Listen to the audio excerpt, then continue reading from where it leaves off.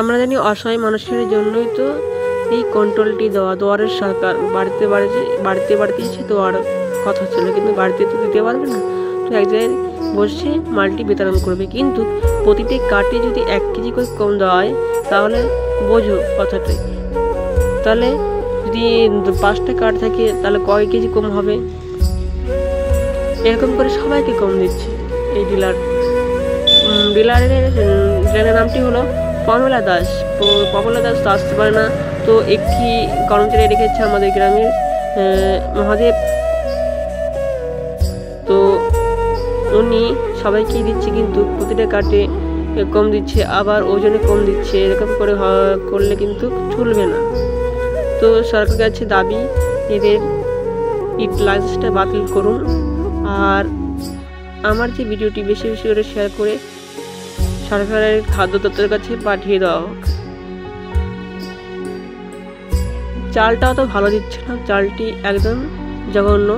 আজকে একটু ভালো এসেছে, কিন্তু গরিবের উপরে যে কোটার চালগুলি আটা কম দিচ্ছে।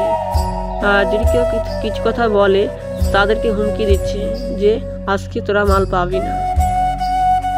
তো সবাই বলতে পারে না। তো আজকে আমি একটি ভিডিও করলাম, ভিডিওর মাধ্যমে আপনাদেরকে দেখাচ্ছি পুরো এই আমাদের পশ্চিমবঙ্গ দিয়ে সবাইকে দেখাচ্ছি।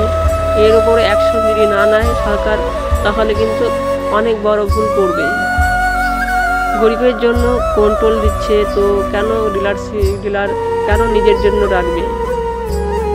আজকে আমাকে 12 কেজি দিয়েছে, কিন্তু 12 কেজিতে 300 গ্রাম কম পেয়েছি।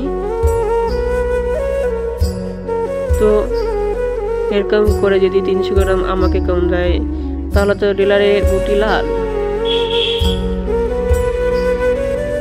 তো তোমরা কমেন্টে বলে দিও এনাকে কি করা যাবে। বিশ্বাস করে এনাকে ডিলারশিপ দেওয়া হয়েছে। এনার বাড়িতে সাইকেল রাখা যাবে না, করা যাবে না। সাইকেল রাখলে বলবে আমাদের বাড়ি আসবি না, আর কন্ট্রোলও তোকে দেওয়া হবে না। পমেলা দাস, এই ডালখোলা থানা, পোস্ট পাতনুর, পালসা এরিয়া থেকে ও আসে আমাদের হাই স্কুলের পাশে, রাজবিহারী হাই স্কুলের পাশে ওখানে বাড়ি। তো সাপোর্ট করবে। আর